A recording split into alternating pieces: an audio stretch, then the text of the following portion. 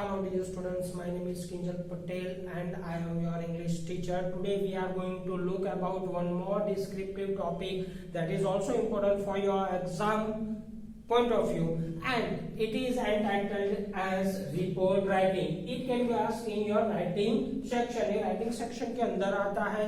This is for both 9th English medium and 10th English medium, and it is one of the most important topic of your exam.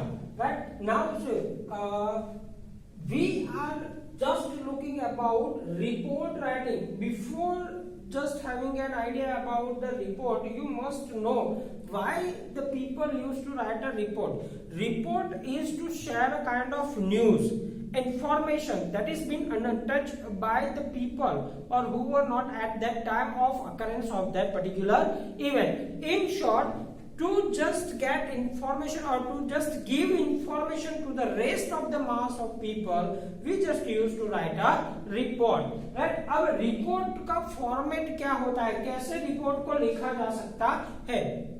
Let's learn about this, and it is very easy and simple, my dear student. If you just stay tuned to this format explanation while I am just delivering certain point. और see, format क्या होता है? Format होता है drafting, जिसमें आप पहले उसके बाद ये फिर ये, इस तरह से जो सीक्वेंशियल इवेंट होती है उसको जब आप मेंशन करते हो तो वो हमारा फॉर्मेट बन जाता है. अब रिपोर्ट के अंदर आपको क्या ध्यान में रखना है? What are the things to remember in report? Let's look it. Number 1 है आपका, जब भी आप रिपोर्ट ड्राफ्ट करोगे तो उसके अंदर टाइटल आपका होना चाहिए, वो भी बिल्कुल इजी. देन आफ्टर डेडलाइन आती है, टाइटल के नीचे वाली लाइन के अंदर डेडलाइन मेंशन करनी है.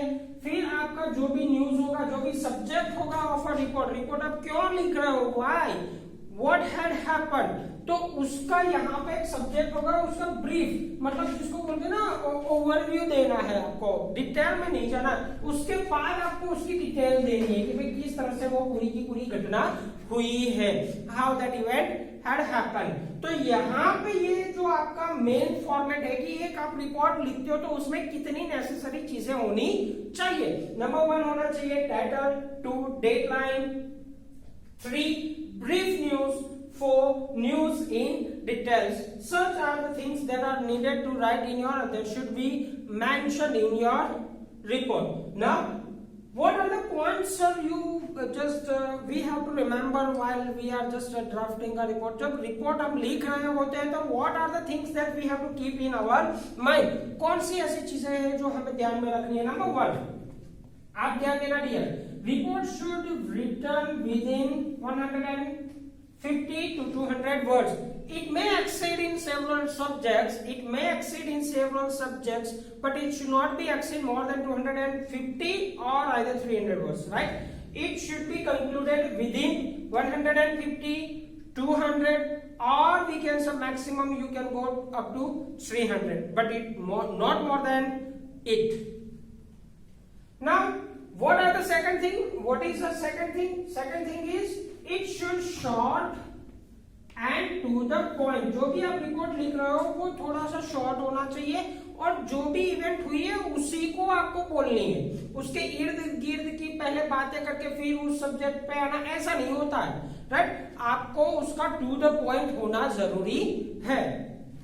Now before writing report, think of, पहले जब आप कोई सब्जेक्ट पढ़ते हो, for example in your examination और in your paper you will be asked to write a report. आपको शायद ऐसा आएगा कि भाई चलो रिपोर्ट लिखे, उसमें कोई सब्जेक्ट है तो उस सब्जेक्ट को पहले, जो क्वेश्चन दिया है उस क्वेश्चन के सब्जेक्ट को पहले समझो, identify the subject first, then ask certain question to yourself regarding that subject.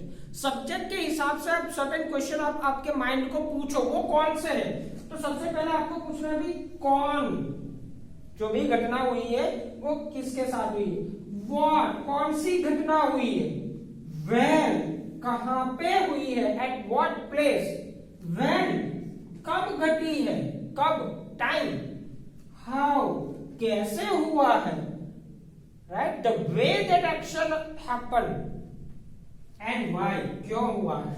किसकी गलती थी भाई, क्या अच्छा था क्या बुरा था, जो भी हो आपको इतने क्वेश्चन पहले दिमाग के अंदर प्रिपेयर कर देने हैं। इन क्वेश्चंस के आंसर को अकॉर्डिंग टू इट आपको अरेंज कर लेने and then start to write by placing proper statements using proper words in it. Next thing that you have to keep in your mind that report should be clear, वो clear होना चाहिए, neat and clean, logical भी होना चाहिए, उसमें कुछ logic होना चाहिए। ऐसे नहीं उठा के किसी भी सब्जेक्ट का आपने रिपोर्ट बना दिया हो गया भाई, that should not be happen this, right? It should be logically written, किसी को दिमाग में आए ना ऐसा होना चाहिए। कभी कभार क्या होता है कि भाई कोई नंबर दे देता है, किसी ने किसी ट्रक वाले ने किसी बाइक या स्कूटर वाले के साथ एक्सीडेंट कर लिया और वो वहां पे ऑन द स्पॉट डेड हो गया। अब वो जो जिसका नंबर वगैरह लिखवाया गया है, कुछ ऐसा लिखवाया गया है, वो उससे बहुत दूर हो सकता है ऐसा। कभी कभार हमें ऐसी न्यूज मिलती है कि वहां पे बहुत बड़ी आग लगी है, right, that is a big fire, लेकिन वास्तव में अगर हम जाते हैं तो वहां पे इतना नहीं होता है जितना हमें बताया जाता है। तो लॉजिकली होना चाहिए वो कैसे हुआ, राइट? ऐसे ही रैंडम तुक्के जिसको बोलते हैं ना, तुक्के मत लगाया करो डियर, फिर सिंपल होना चाहिए। The style of writing should be simple and precise, again I am telling it should be precise, to the point, stick to the event only, don't move, yes, don't move in a hazard और we can say zigzag, इधर उधर मत घूमो। Focus on time, place and action, ये तीन चीजें खास तौर पे आपको याद रखनी है, time, place and action. And at the last what you have to keep in your mind is that you should write that report in past tense, because actions that you are taking as a subject in a report writing should completed, right? वो complete हो चुकी होती है, तो उसको आपको past में ही लिखना है। Use probably past tense for it. Now sir ये सारी चीजें तो आपने समझा दी, हमें समझ में आ गया, लेकिन ये जो आपने बोला ना कि फॉर्मेशन का title, deadline, brief news, news detail, ये कैसे होता है, तो चलिए हम उसके भी यहाँ पे थोड़ा सा लर्न कर ले उसको। देखो आप यहाँ पे क्या है, टाइटल कैसा होना चाहिए, I have talked about the title. Title कैसा होना चाहिए, title should according to the subject, जो भी सब्जेक्ट है ना उसके रिलेटेड टाइटल होना चाहिए। For accident, for instance, for example कि भाई कोई एक एक्सीडेंट हुआ है कोई एक प्लेस पे, या फायर एक्सीडेंट वगैरह कुछ हुआ है, राइट? तो ये जो चीज हुई है उसका आपको टाइटल लगाना है, जैसे भाई collision between truck and scooter we can say, or a car, right? You can also write as a title that one were killed and two were yes admitted to the hospital। आप ऐसा कुछ लिख सकते हो, but उसको थोड़ा सा short रखना माय डियर, राइट? तो वो हमारे सब्जेक्ट के रिलेटेड होना चाहिए, राइट?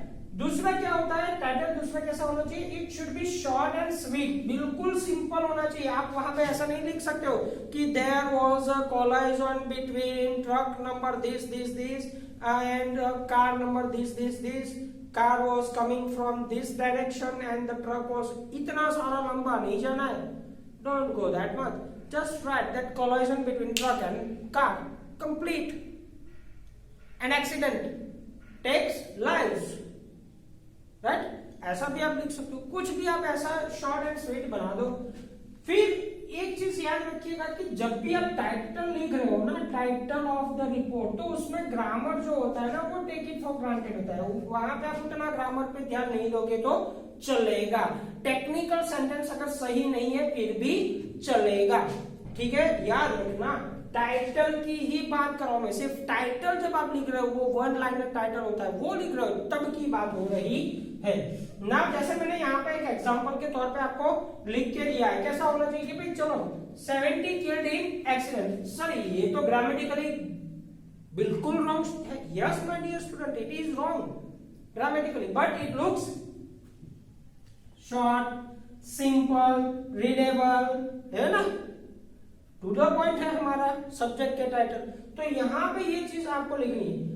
सर एक्चुअली ग्रामेटिकली अगर लिखने जाते तो वो कैसा होता, तो इट विल बिकम लेंथी, थोड़ा सा बड़ा हो जाता। कैसे, देखो 17 मतलब रूलर है तो आपको वर्ड डालना पड़ेगा since we are using past tense. Then in accident है तो इनके बाद यहाँ पे आर्टिकल मिसिंग है तो यहाँ पे आपको आर्टिकल भी ऑन करना है in according to the word accident, right. तो ये थोड़ा सा लेंथी हो जाएगा, it is better to keep it short.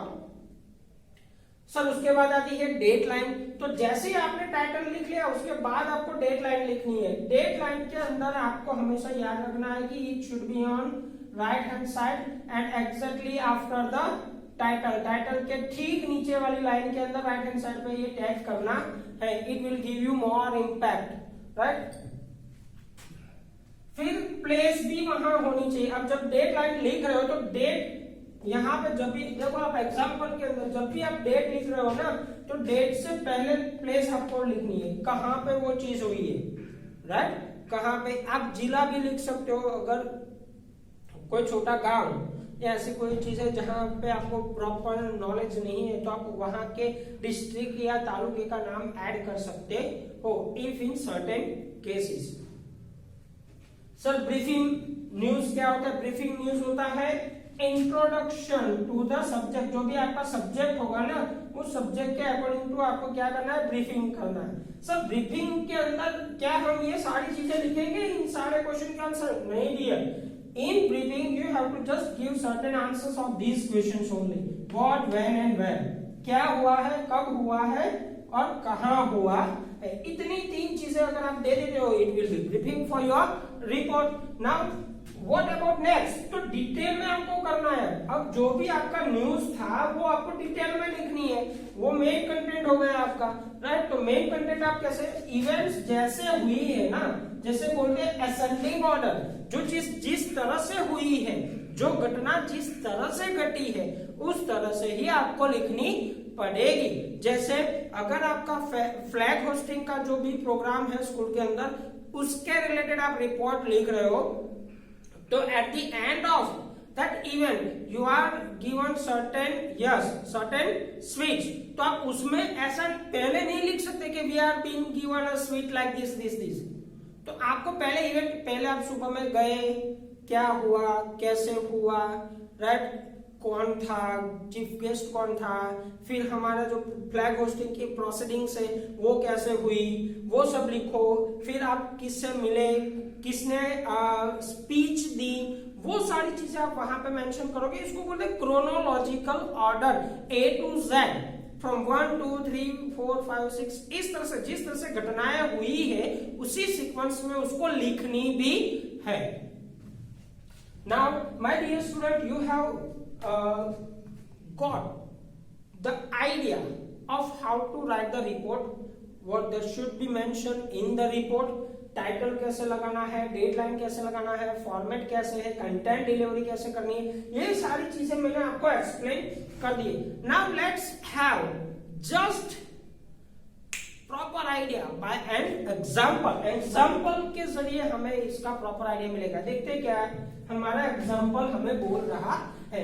Example क्या है?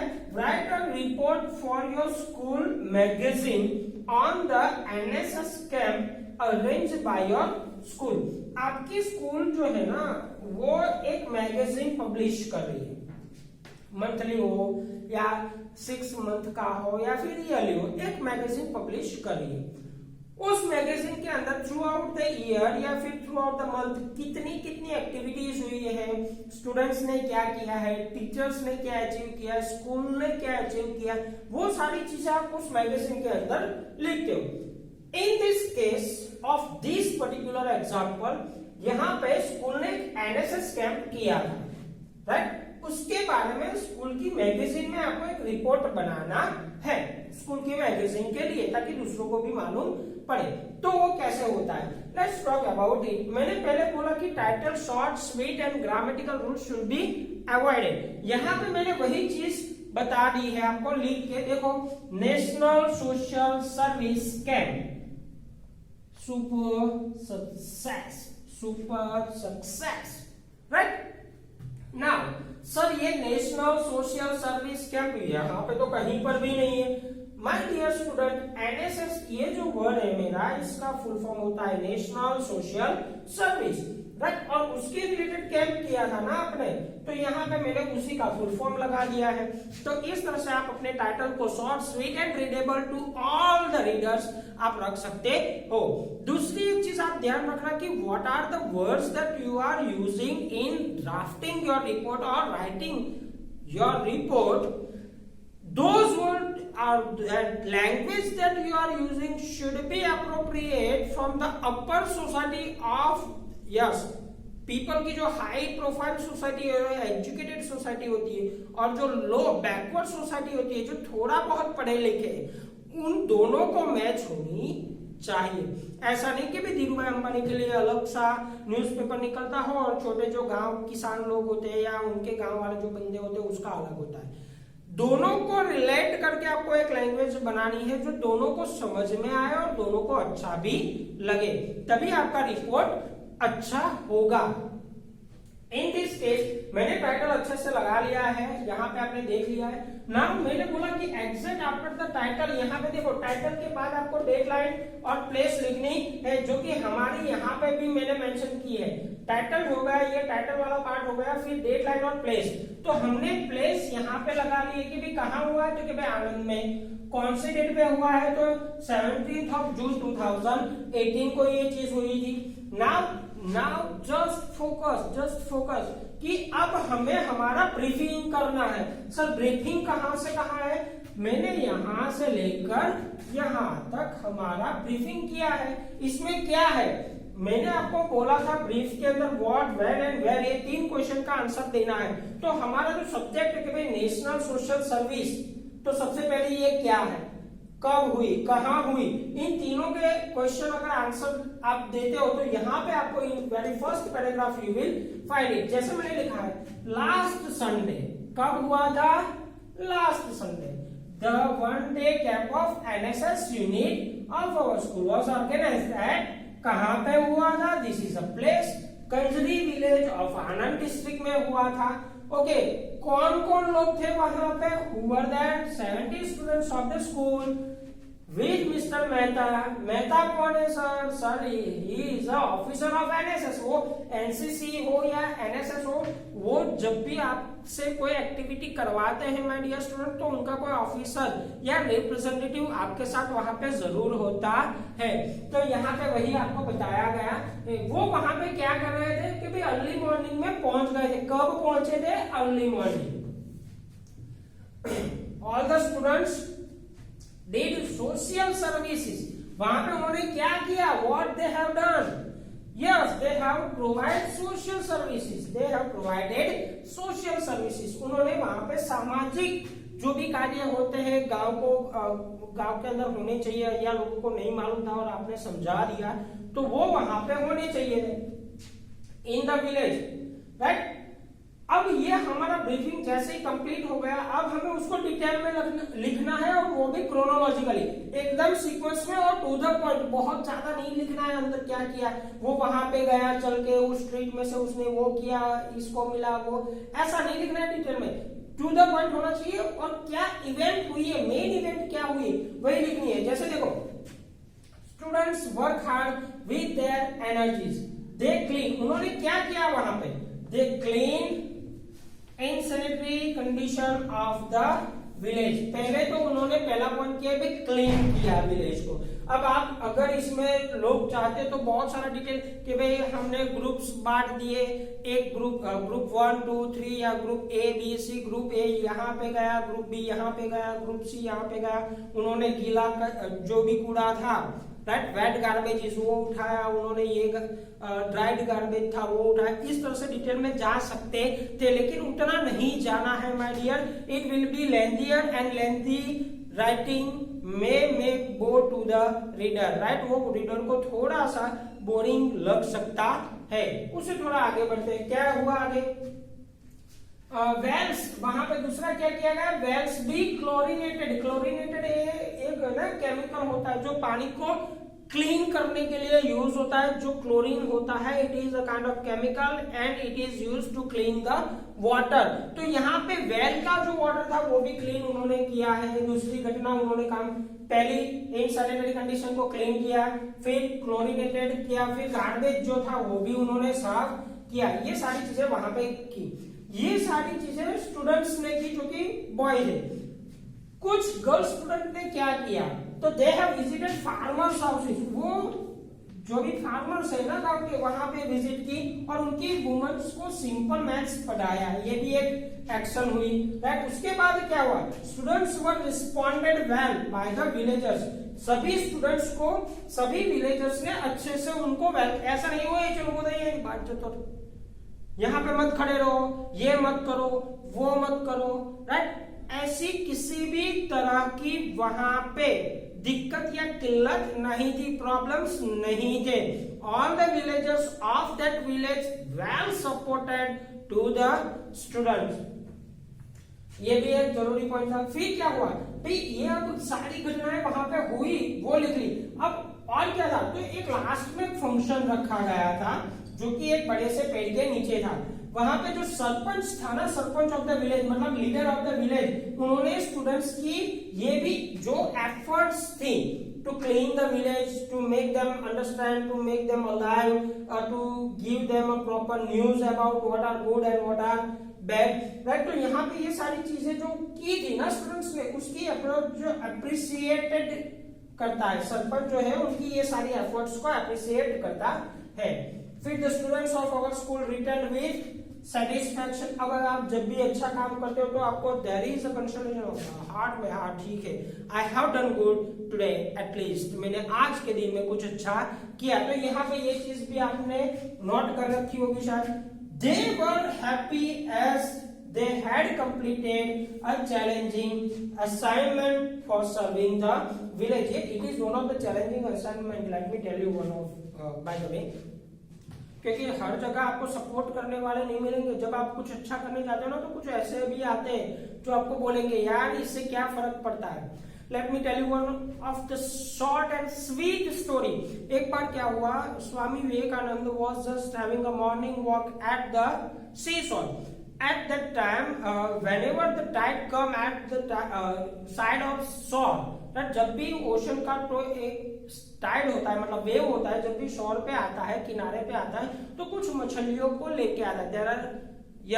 there are some fishes along with the tide comes to the shore. Now, after having 2-3 steps, Mr. Vivekanand, Swami Vivekanand, one of the youth icon we can say, तो वो क्या करते थे, एक वहां पे जितनी भी उनके पास दिखती ना उनको, वो वहां से फिश और उनको उसको वापिस ओशन के अंदर या सी के अंदर डालने थे।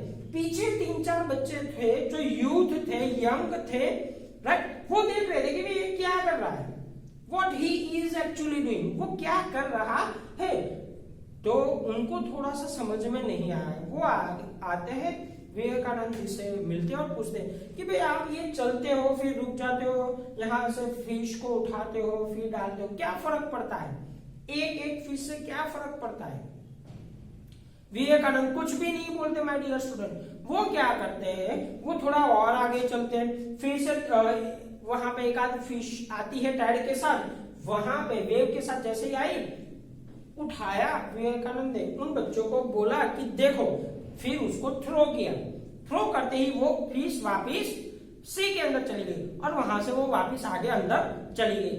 विवेकानंद ने बोला कि देखो यार, कितनों को फर्क पड़ता है वो तो मुझे मालूम नहीं है, लेकिन इस एक फिश को तो जरूर फर्क पड़ा, ये मुझे मालूम है। मतलब यहाँ पे वही होता है कि जब भी आप कोई अच्छा काम करने जाते हो तो 5-6 लोग ऐसे आएंगे आपको बोलने के लिए कि भाई इससे कुछ फर्क नहीं पड़ने वाला है, लेकिन वहां पे अगर किसी एक को भी फर्क पड़ता है ना my dear student, you should go for that work. यहाँ पे आपको जाना चाहिए, वही चीज यहाँ पे आपको बताई गई है। This is how we can write our report. I hope you have understood this one very well, and please do not forget to mention in your notebook. Thank you.